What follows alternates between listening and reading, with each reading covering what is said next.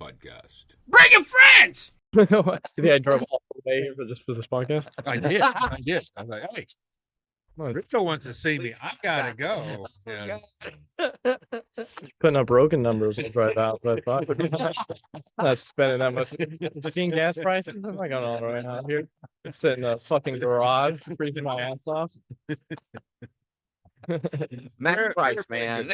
No, I appreciate you coming, man. On a serious note, Yeah, no, for sure. Thanks for having me. I love watching your. Glad it worked out to do this before the show. Yeah, I'm pretty excited to have you. I've never done a show or anything, but I've seen your stuff like on open mics and on shit you post, and I'm like, God damn it, that dude's always working. I mean, that's the only way to do it, man. You gotta hustle.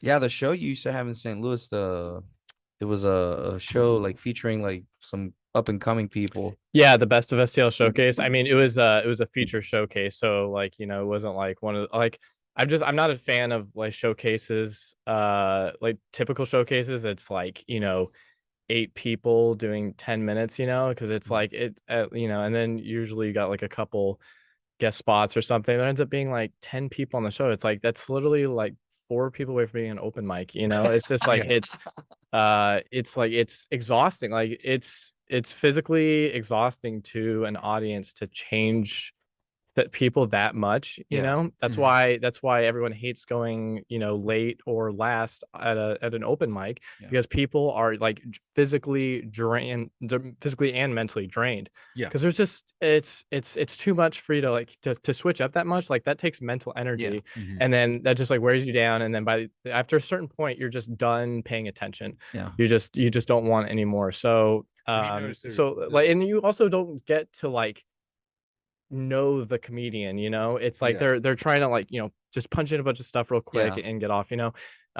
But you don't really get a good sense of the comic, because they don't have time to stretch or play with anything, or like even be comfortable on stage, because they're like, I've only got 8 minutes. I gotta fucking just like boom, boom, boom, do these jokes and get off. But so that's why like my showcase is a feature showcase. It's just me and 3 people doing like 25 minutes, 20 to 25, and it's perfect, because it's like if they have 25 minutes that kills, then they're like a really good comic. So like it's gonna be a good show. The audience isn't exhausted from seeing a ton of people. They get to know the comic, and like a lot of my regulars, like people who would do my show would end up getting a lot of followers, just because they got to do so much time that like the audience got to know them, and then after the show they would go and follow them, and like become fans and stuff. And I'll see like so many of the comics I had on my show, they have like a St. Louis following now, just because of my show, because they I see like someone that was used to be a regular at my show like likes their posts all the time, or is sharing their posts, and the next time they're in St. Louis, they go out to see them, they bring friends. It's like you can't like it's so hard to build a following off of doing 8 minutes something. You're just like you're anything is hard. Anything like one of the things that I like about podcasting is that you can effectively get to sit down and hear somebody out in an hour, because I never feel like in 15-20 minutes I can get someone comfortable, and I feel like that's interesting that you say that, because it's the same in comedy from what I see. And I'm young. The longer you have, the more relaxed you are, because you're not, there's no time constraint. You're not thinking I gotta get this X amount of things I want to say in this amount of time. Because obviously, as we all know, it's like that's the rule of comedy, like stick to your time, don't be an asshole, don't go over and stuff, which I was never a stickler about that on my show. But that's just general respect, so like that's always in your head, and at some clubs the different 1 minute is a difference between I'm never booking you again and you did the right job. It's like, so some clubs are crazy strict about it, so that's always supposed to be in your head, and so you're thinking about that, and you're not thinking as much about the jokes. Like I'll the same like I could be do like an 8-minute set and then do a 25-minute set, and that 8 minutes that I do in that 8-minute set all those jokes will do better in the 25-minute set, because I'm not like rushing to get through it and stuff, especially because I'm like a long format storyteller. So it's like sometimes if I get 8 minutes, it's like for me sometimes that's one joke. Sometimes that's not even enough for one joke, because like I tell I have stories that are about 10 minutes long. And so especially in the last like couple of years, that's been just kind of like what my voice has been. And I'm just like a storyteller. So like as far as like building up a headlining set, it's great in that sense because I build up a long set so much faster, and like I can fill that time if they need me to stretch, I can do over an hour, but if it's like I'm still not at a level where I'm getting a ton of headlining work, and if I do, it's usually not at a club.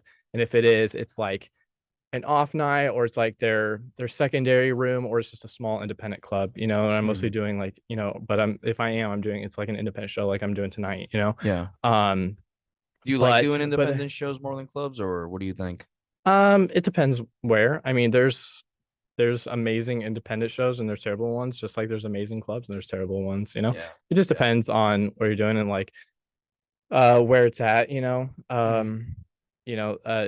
there's there's a lot of different factors, but I mean obviously, like, I mean, and sometimes you can do one independent show and make more money from that one show than you would have done doing a whole weekend, like there's one night, one show gigs I'll do where I made money more money off that one show than doing a whole weekend at this small independent club that I was doing, So I mean, there's so many different factors that go into it. Well, a lot of guys that we know are starting to do, like, they're starting to fill like the Galois and stuff like that, and it's like interesting to see how it's that shift from like they're selling 1,000 theaters and stuff like that from going to a club that might have 200-300 seats. So that's why I was asking, because there's a lot of guys that are moving up now in the world that are selling out 1,000 seats and stuff like that, and it's like, I don't know. Do you think that there's like a shift that's happening? Because I feel like sometimes when the way that I look at comedy a lot of times is like kind of like in the army, like when one person starts moving up, everybody starts shifting. Like, you've been in it long enough. Like, do you think that that's what happens a lot of times, or is it just a matter of like who you're in with? What do you mean everything starts shifting? So when I look at comedy a lot of times, I feel like people start moving up in the comedy scene, and then other people start coming in. And I've never known if that's because like a shift in like what they're doing, or if they get more recognizable, or why that happens, instead of like going through the club route where a lot of people, I feel like there's a different way of getting like a following. Does that make sense? There's no specific pattern, because there's no one way to succeed in comedy, especially now with social media. I mean, there's people who don't have like didn't people get so mad, like they're like they didn't pay their dues, because like you'll see people who have like barely done any stand-up at all, and they're selling out, they're doing weekends at comedy club and selling it out just because they did some sketches on TikTok that gained them millions of followers.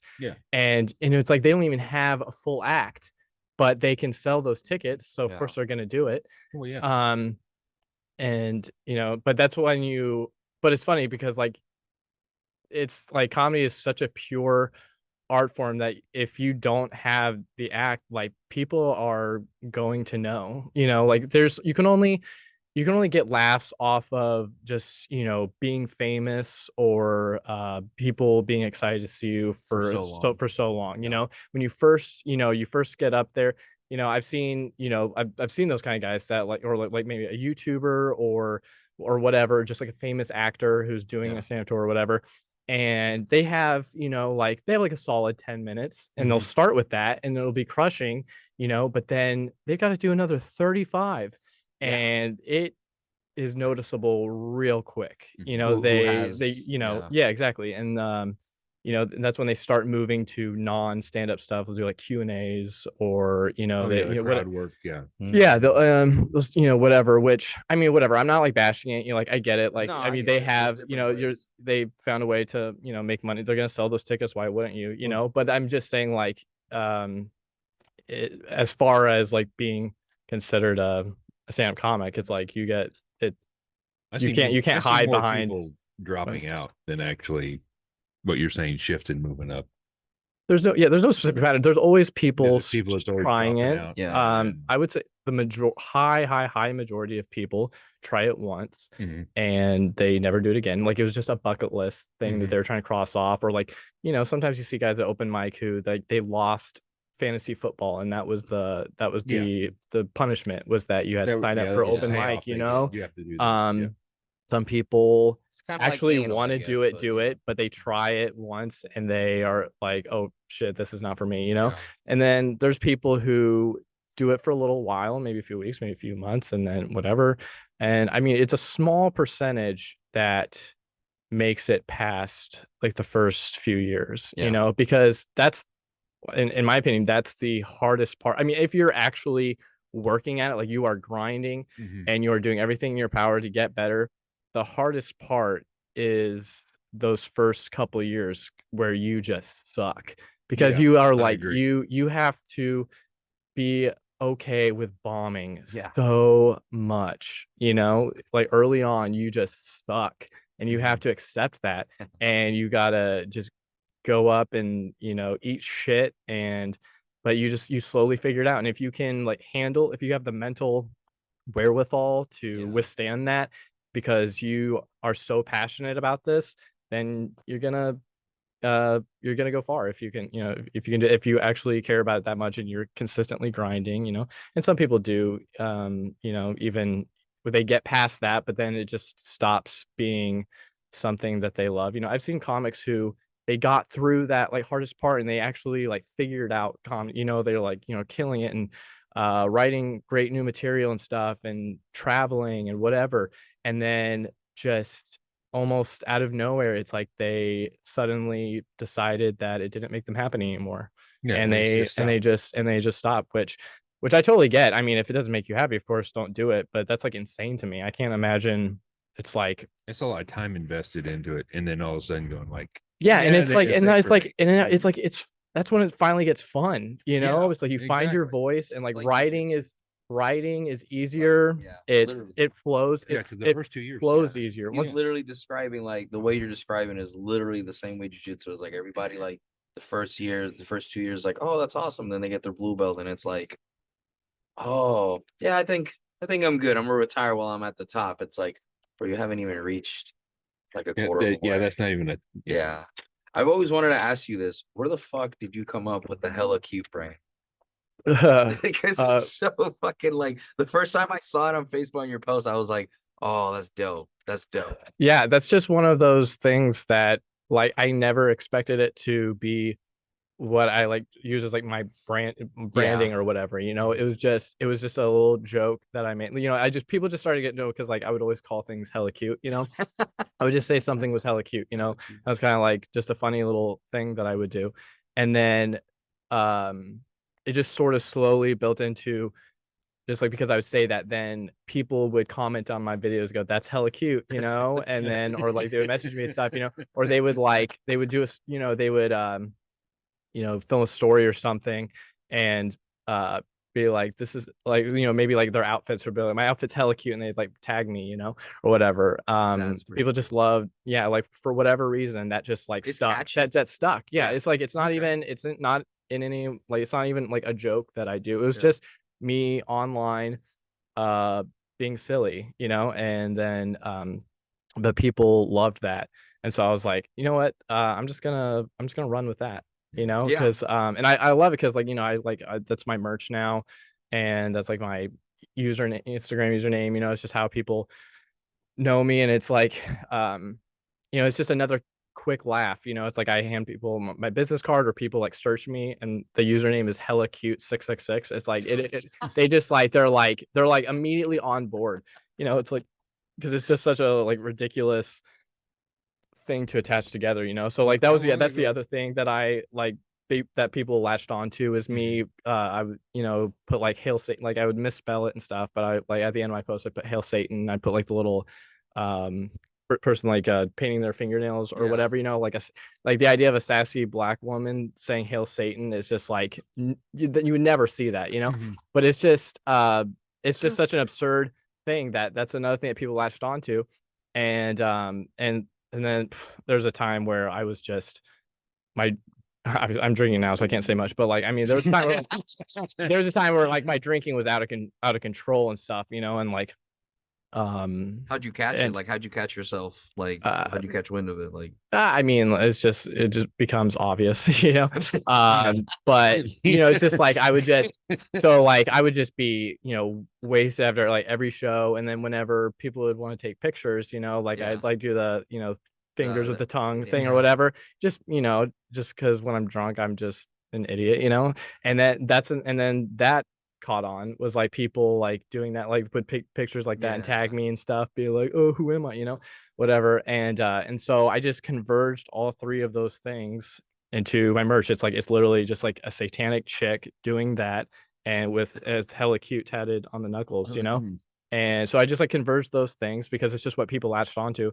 And also I don't have to tie it to any of my jokes, because that's like the worst part about like so many comics their merch is a reference to one of their jokes, which means they have to do that joke every single set, because if they're trying to sell that, because they're trying to sell that merch. If you talk to Larry the Cable Guy, get her done, he made a hell of a lot of money on get her done. That's what I was. Yeah, but that's like a catchphrase. That's not like an entire joke. He just says that. He just, he doesn't have to do any specific joke. He can every new 45 minutes, he can just write in between, say get her done, whatever. Yeah. And people, he could, Larry the Cable Guy could never ever say get her done again for the rest of his life, and people would still know him as that, and he could never say it, and people would still buy that merch, because that's just what people know him for now. Yeah. But I'm talking about like road features who people have never seen, they don't know anything about them,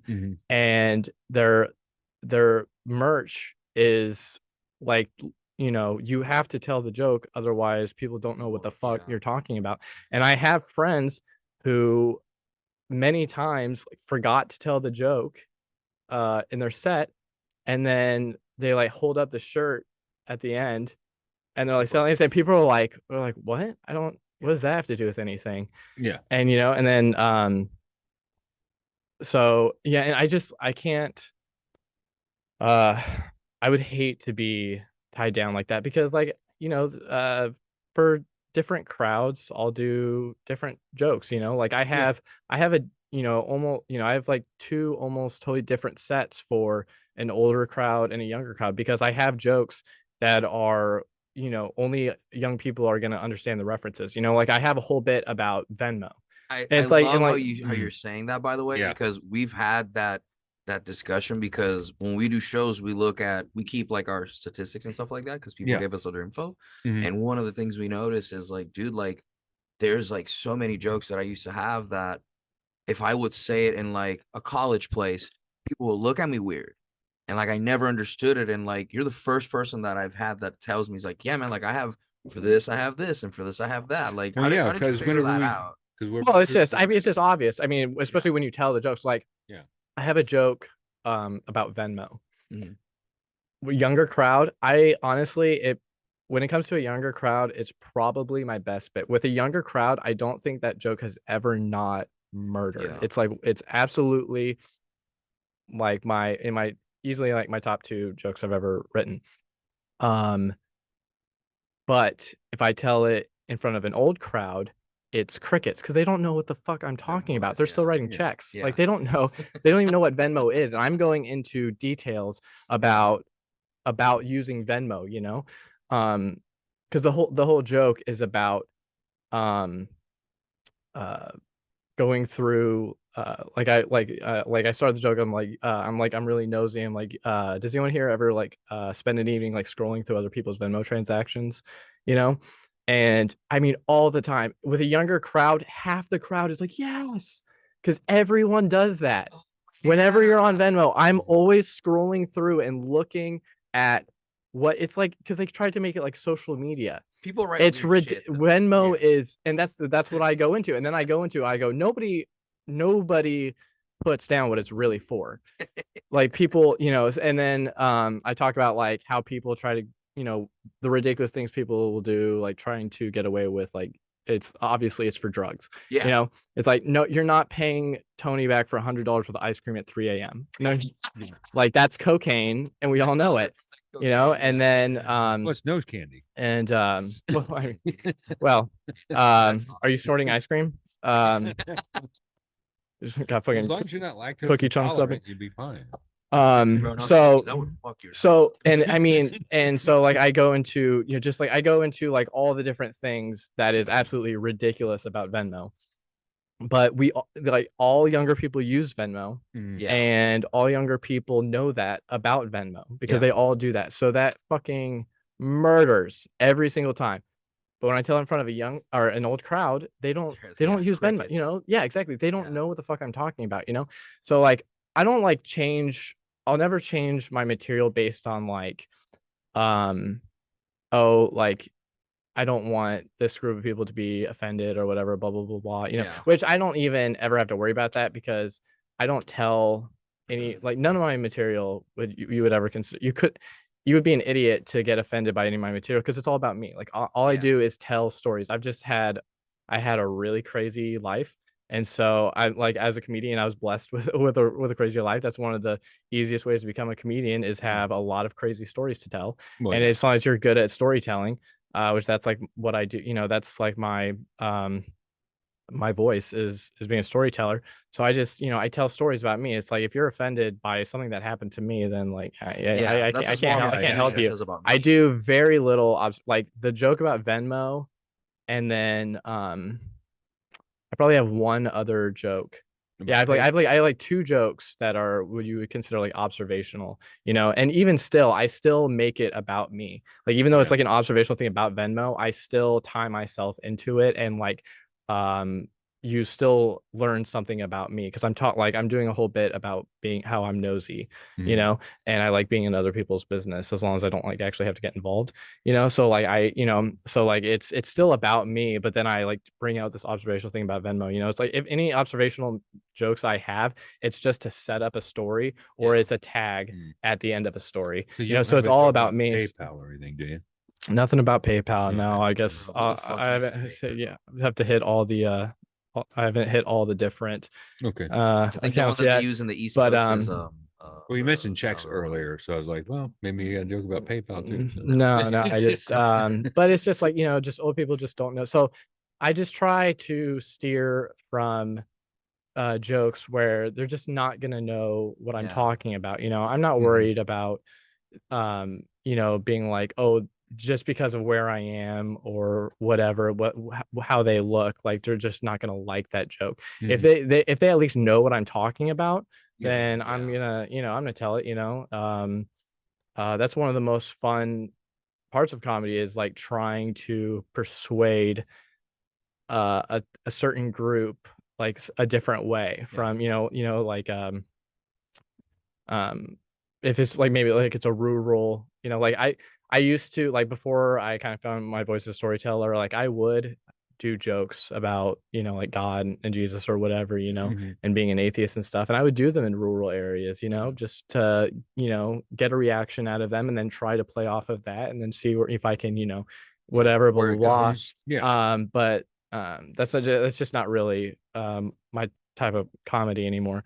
But yeah, so I really, that's the only time I ever change my jokes based on who's in the audience. It's just an age difference, you know, because it's just my I have certain jokes that are just gonna have young people references, you know. I have like I have a story that, you know, I have to like reference the relationship between Pete Davidson and Kim Kardashian, and then I have like a part where I have to I have to reference like kids trash talking on Xbox, you know. So it's like I have a bit about that. So it's like you know, it's just it's not like a matter of they're gonna be offended. They just don't know what I'm talking about. You know, they don't know. It's hard to relate. We do the same thing because whenever we have a joke, like he'll come up with a joke like, well, you can tell that to a veteran. Like, you know, we do VA when we go like American Legion, something like that. You're like, oh, we can tell that joke there, but we can't tell it in Springfield and one of the open mics because they won't get it because we have there's a lot of college kids. It's hard they wouldn't get the reference. Yeah, exactly. It's hard for me to like convey like military humor is completely different from like civilian humor sometimes. And like the only reason is because I'm not good enough to convey, hey, I'm trying to explain to you this thing that's a military term into a term that we can like mutually convey. Right. Like I have a bit about how people in the civilian world, they just steal your shit. And in the military, we secretly transfer equipment to alternate location, steal. Yeah, like, see, I don't know what the fuck that means. Yeah, I don't know what you're talking about. It's an acronym. So what I try to convey on that is like, we're still gonna steal your shit, but we're just gonna make it fancy and put an acronym on it because the military loves their acronyms. Like, we have an acronym for fucking everything. Like you can think of Peltrin, you know, cram, like sit rep, like everything has a fucking acronym for something, but it's really difficult to like explain it sometimes, and I'm not good enough to be able to break it down to a point where it's like we have a flow of communication where it's like, oh, I get why that's funny, you know? Yeah, you'll always have like every comic has like almost an entire set of jokes where there's only one specific type of crowd where they can tell any of those, you know, like exactly. That's why my favorite. So my buddy Aaron Putnam, he does like across like the country, he does these addict recovery shows because he's a recovered addict. So like, and that's like that's his other job and stuff. But he also, what he does is he goes to different like sober living programs in different cities, and they set up a show and stuff. Oh, that's beautiful. And and so I'm actually going to be doing a couple with him out of town. But anytime he comes to St. Louis, he always uses me because, like, you know, because I'm a recovered addict and I have a lot of jokes about it. But like I have a whole set of jokes about you know, when I was an addict, about you know what it, you know, like the struggles of, you know, being recovered from that, you know. Can I ask you what it was? Yeah, meth. So what was the hardest in September it was my 6-year anniversary being clean from meth. Oh, and so thanks. So I'm still a terrible person, but you know, I just don't do meth now. Yeah. Like I'm not clean. Like I still drink and I do mushrooms. Like I'm not a nerd. You know, I just wanted to talk to you about that because I don't know anything about that. Like, oh yeah, about mushrooms are like mushrooms. Both probably. Yeah. I've arrested people for meth, but I've never, you know, like. So I mean, so I have, you know, a whole set of jokes that only makes sense if you know, understand drug language, or you've been through that, you know, like you know what it feels like to come down from a 3-day binge, you know, or if you know, so like I have jokes that are just, you have to have experienced it to know. And so I go and do those shows, and I mean, it's crazy because I mean, like they pack the place out, but I mean, they're all sober, you know, there's obviously no alcohol there. So they're all stone cold sober, but like I murder harder on those shows than anywhere else because it's something that like they feel seen, you know, like they know, they're like, I get this, I know other people don't, and like that's like adds an extra layer to it, you know. And that's also therapeutic for you, I would imagine. Therapeutic for me and therapeutic for them. Like that's the other reason they're like my favorite shows, is because there's that extra, like, as much as I love like killing in those rooms, like my favorite part is the next day, like I'll wake up and my inbox is filled with people like being like, I was at the show last night. I can't tell you like how much that like helped me and stuff. But like being able to, like I've experienced everything that you're talking about in your jokes, and being able to laugh about it made me feel like I was above it, you know.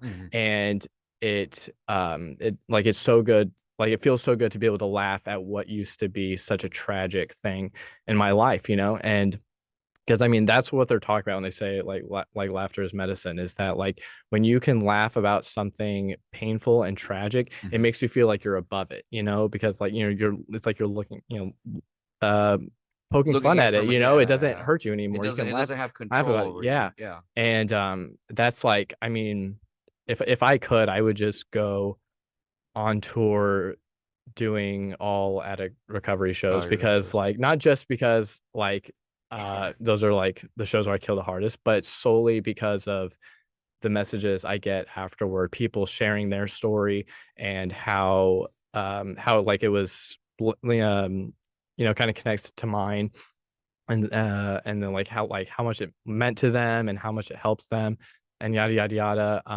I mean, like I've had frame of reference. I've had conversations with people after shows where like I literally cried, you know, because they were like they come up to me and they're talking about, you know, their daughter died from an overdose or something, you know, and like they, you know, they almost died, and you know, just like the struggle stuff, and then they're like referencing something in one of my stories and like how they've been through that, you know, and then like they start crying, and I'm just like, and I start crying, and it's like it's so amazing, you know. It's like it's something that I never would have expected if you had told me like that's kind of like where my career would take me when I first started, like I would have been like, what, I don't.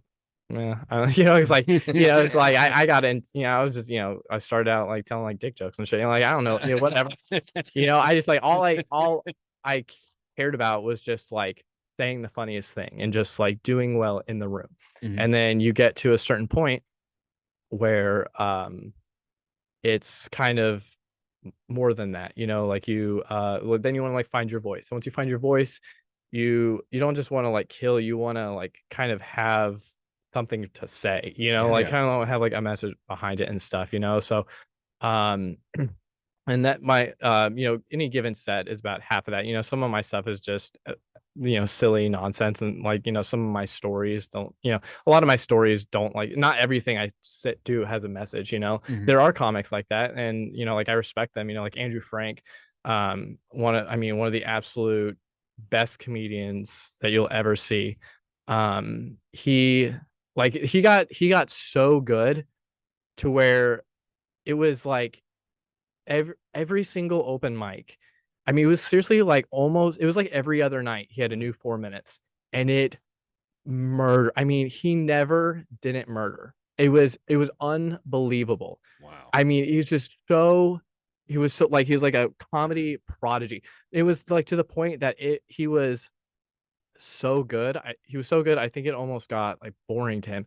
And so he got to a point where he was like, I won't do a joke that doesn't have a deeper message behind it, because it was almost like you know, like he needed to make it extra challenging, and also that just meant more to him, and I respect him for it. But like another part of me is like, I wish I could also like get a glimpse into where he would be at right now if he just said, like, if he would just do any joke that he, you know, thought of that was funny. Because like we were like sitting around once, and my buddy Spencer was like, Andrew, if you thought of something that was just like the most hilarious joke, but it was just absurd, just pure absurdity, had no meaning behind it, would you tell it? And he was like, no.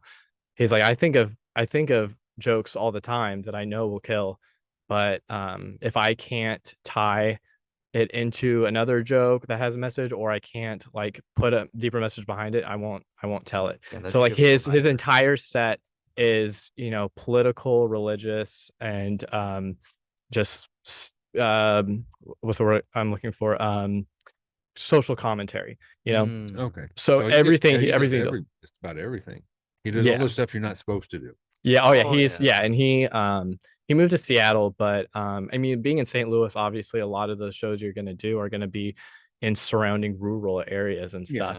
And so once he started doing that kind of comedy, I mean, it was so crazy going from seeing him when he would just tell regular jokes, and I mean, he couldn't do any wrong. Like I mean, would bring every single punchline, would bring the house down. And then going from that to every joke is like, you know, rural, even if it's a pro God thing, it's like rural people do not like religious material, you know? And if it pokes fun at religion in any way, like they don't want to hear it and stuff. And we were doing a show in this really rural area, and in the middle of his set, like he just, you know, he grew up in the church. His father was a pastor, And so, he went to a Christian school and stuff, so he's very knowledgeable about religion, and he doesn't even he's not even an atheist. Like he believes in God. He just doesn't believe in the Bible. He just doesn't believe the Bible, but he believes in God and stuff. And so he talks about that. He talks about how he believes in God. He just doesn't think the Bible is the end all be all of religion and stuff. Over hundreds of times. So, yeah. And so in the middle of his set, some old lady stood up and she goes, "I rebuke thee, Satan." And she like walked off. Yeah.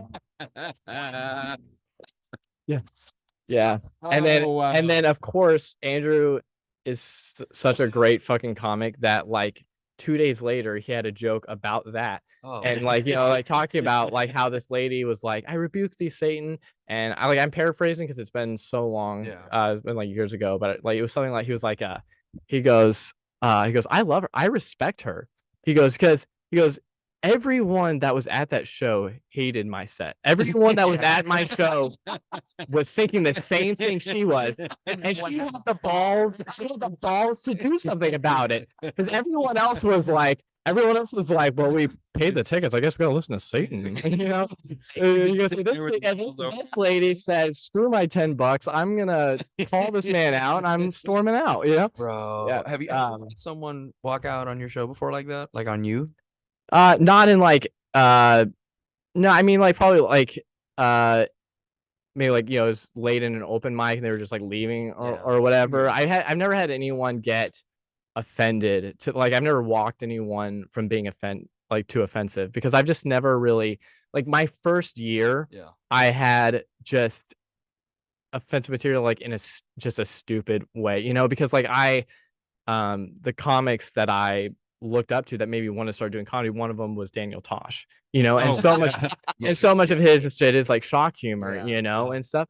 And so, and that's like one of the worst things is like people like they're starting out with an offensive comic as their idol, and they want to be like them because they don't know how to be offensive, but funny enough to get away with it, so what they're saying is just offensive and not funny. And so it's just terrible like that. Create shock and awe, right? But they don't know how to like Chris Rock. Was it Chris Rock who was like, if you say something offensive, it has to be at least 3 times funnier than it is offensive. You get away with it. That's why Louis C.K. could, in 3 different specials, got away with saying the N-word, because the joke. That's right, he did. He has like 3 different jokes where he says the N-word, but it's so funny that you're like, you laugh and then you're like, well, I already laughed, so I can't get mad. It's just like so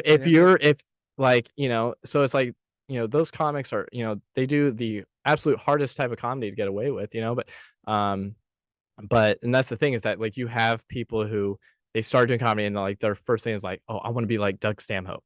I want to be like, so whatever. For me, it was Daniel Tosh. So like I had, just very Daniel Tosh-esque jokes, but I wasn't funny yet, so it was just like, it's just like try hard, just like shock humor kind of stuff, but luckily I quickly I grew out of that, because like, it just wasn't working, and like you could just see the eye rolls and stuff, but I've just, other than that, after like that first, not even a year, probably first few months, like I've really never been an offensive comic. And it's not that I'm like a PC person in any way, like I believe in, comics, should be able to, whatever, say what shit they want, I don't care. I'll defend comics over, whatever, people being offended and stuff all the time.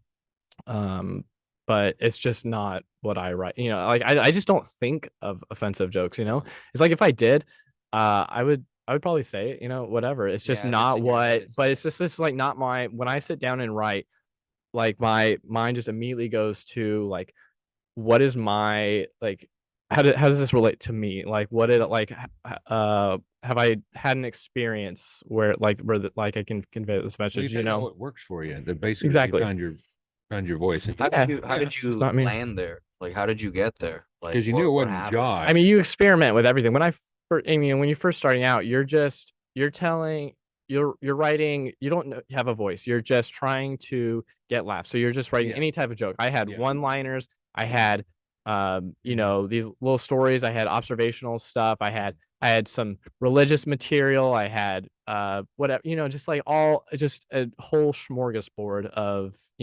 deliveries and styles and whatever.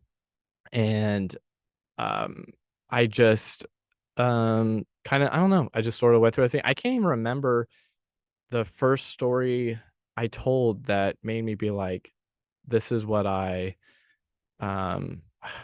honestly, I can't even think of it, but I just remember whatever it was. I remember my first story that went really and it went really well. Because I just I think I was drawn to that naturally anyway, because like when I was younger, I wanted to be a novelist and stuff. So like I used to write short stories, Nice. and stuff. Just like I used to like write little like fictional stories and stuff. And in high school, I was actually writing a book, and my English teacher, English teachers are just the best people ever, And then and I had this one English teacher who would proofread my, like, anytime like I wrote a new chapter, like I would bring it to her and she would like be like, this is awkward, like, oh, like I would try to make this connect back to this, blah blah, like give me all these notes and stuff. And so I just always wanted to be a novelist. And but I would get like halfway through a um a story or something, and then I would think of another idea and I would just abandon that. And so I had like all of these like half-baked ideas and stuff, and like partially finished things. And then I also hated the idea of publishing a book, and then if you later on realize like, oh, it would have been better to do this and this, like it's too late. That's the awesome thing about comedy, is like a joke is it never has to be done. It's like there's even if you put it on an album or a special, there's lots of comics who have a joke on an album, and the next album or even two albums later, they do the same, they thought of a better way to write it, and they do the same joke in a different way. Like Gary Goldman has like 4 or 5 jokes that are told in 2 different albums, but he just thought of a funnier way to do it, or like a different way to tell it. Roy Jr. Roy Wood Jr. has a joke about the police, how the police should be paid more and they should be paid to snitch people. And he has like 3, he did a skit on Comedy Central about it, and then he does a joke in 2 different specials. But the way he gets there is what's different, and it still fucking murders. Oh yeah. So well, Roy Wood Jr. is incredible. He's he is. Oh yeah, he's a beast.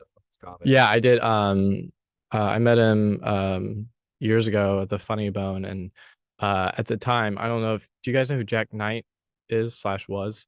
So, that was the first time I discovered Jack Knight. Was Roy Wood Jr. brought him along as this feature, the Funny Bone, and then a few months later, Jack Knight ended up headlining at the Funny Bone, and then I opened for him.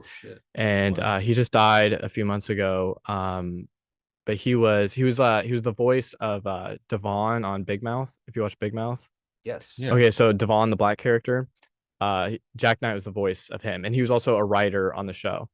Oh, wow. And I absolutely, and I mean he was my age. Like he died at I think he might have been a year younger than me, honestly. Like he was like, I think he died, he was 27 or 28 when he died, because he died like a little bit before I turned 29. But it was tragic, because like, I mean, he was like one of those comics that like everybody fucking loved, just like he was such a great hang, just like very positive. He would give you tips and stuff, and he was very complimentary, and he just had this great energy about him. And like, I mean, he just like, once you like met him, you just like always wanted to be around him, because he had this incredible just energy, like that aura, one of the absolute best. I mean, he would have, if he, and he like, he was doing a TV show with Chris Redd. Like if he hadn't, I mean, died, I mean, I think in like the next like 5 years, he would have been like a household name, like Lucy K. I mean, he was rising to the top so fucking fast. And it's sad with the absolute, I mean, one of the best writers I have ever seen, because like, I mean, he was just always writing. He never held on to a joke for more than like maybe like a few months. It was insane, and it was all brilliant. Like I saw him with Roy Wood Jr. He had did a 25-minute feature set. A few months, like maybe like 6 months later, he was back at the Funny Bone headlining, and he didn't retell a single one of those jokes in his 45-minute set. Wow. And even throughout the weekend and stuff, like he would tell jokes that he wrote like that morning, and it would crush. Like he was unbelievably good. Oh God, yeah, it just really sucks. Yeah, he died a few months ago, but that was a big tragedy. But I can't even remember how we got on. Oh, we were talking about Roy Wood Jr. Yeah. But yeah, so like oh yeah, so like, I know I'm having to like like Inception, when they like have to like go back like wake themselves up like 4 different times. Yeah, I'd like go back like, oh, this one, no, we got to this way. Oh, and that's how we got into this. And so like, so going back to how I became a storyteller. So it's like I always like wanted to. I just loved, I always like loved a great story growing up and stuff. I loved more like fantasy, like fiction growing up and stuff. Oh, man. But yeah, like Lord of the Rings, like I grew up obsessed with like Lord of the Rings and Hobbit, stuff like that. I'm not a space sci-fi kind of guy, really. Yeah, I just I mean, like I appreciate it. It's just I don't know, it's just never really done it for me. I don't know what it is. I love like I grew up loving like medieval kind of stuff, fantasy or whatever. Like I told you, like Lord of the Rings, it's just like it's sort of a medieval-esque look. Yeah. And I love like Knights of the Round Table. It's funny, like I love like a lot of like magic type stuff, but I've never cared for Harry Potter. I don't know, whatever, for whatever reason. But so I love writing stories and stuff, and I just like I always wanted to write, but like I don't know, like it was just I wanted to be a novelist, but like I could never get through. But like jokes are just you're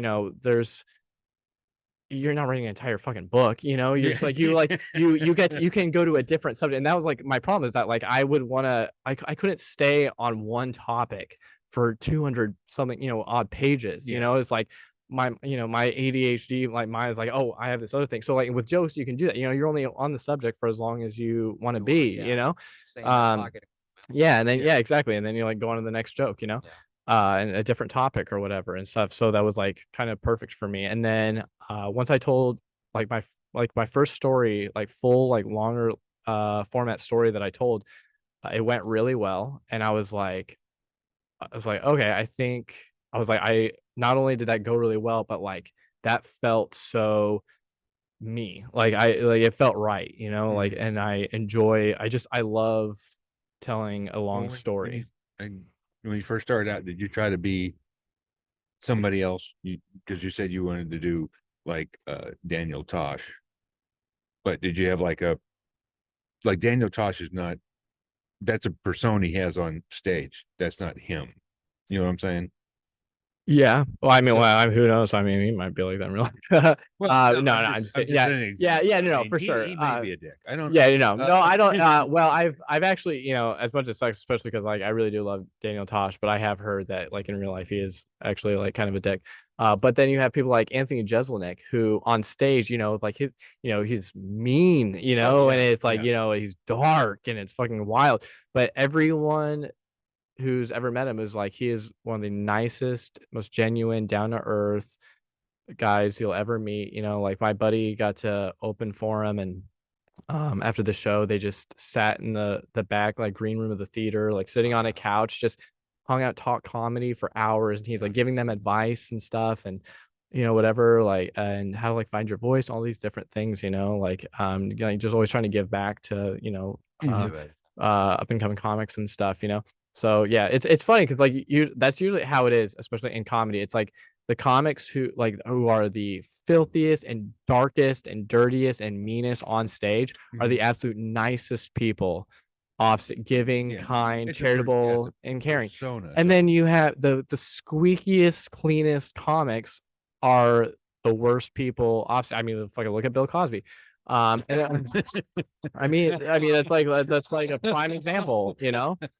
There's a lot of examples of that. I mean, like, and I knew someone personally who he wasn't like a bad person per se, but like on stage he was, I mean, G-rated, squeaky clean. Like he, you know, like, you know, he would do like when if he was doing a weekend, like he have like the kids matinee show, you know, that kids could come to, you know, he's a squeaky clean comic, and off stage like this fucking cunt bitch motherfucker, you know, just like it's like if you were in the green room with him, it was, I mean, it was like he was trying to get it all out of his system before he went on stage, you know, he's just and he's just always like, and he was like, this fucking stupid cunt, fuck that bitch, you know, but whatever, just like you're just like, what is there's two completely, you know, and that's just what it, you know, it's like a lot, you know. You didn't do that though. You weren't trying. Yeah, like I myself on stage, you know, like I can't act like that, you know. Like I have a joke about how like you never have to wonder if I like you or don't like you or what I think about you. Like there's nothing I hate more than when someone I don't like thinks I like them, or like or just thinks I'm neutral. If I don't like you, I want you to know. Like it bothers me if you think it makes things easy too. Like if you come up to me thinking that I like you, and I tell you, now you know we can coexist in the same space. Don't fucking touch me. Right? Yeah, like it's very easy, dude. I get you. Yeah, I'm the same way. Like I'll let you know if I don't like you, and I'll tell you why I don't like you. That way, if we're in a group, it doesn't become uncomfortable because you won't fucking approach me and fuck with me, you know. But if I can put up with you, I'll let you know. Yeah, dude, I would love talking to you for an hour, but I know you got a show to go to, man. Can you? Time is it? Yeah. Oh shoot! Can you give everybody the? Sorry about that. Oh man, I didn't realize. Yeah. Instagram is Hellacute666. Just Max Pryce on Facebook, Pryce. I don't really ever get on Twitter, so don't even worry about that. But Instagram is where like you can see all my clips, and I post a new clip. I try to post a new clip at least every week.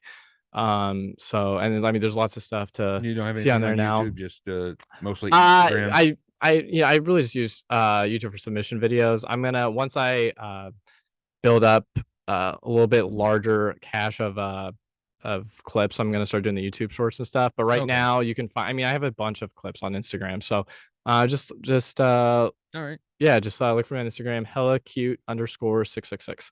Thanks for having me. Dude, thanks for coming out. We appreciate it.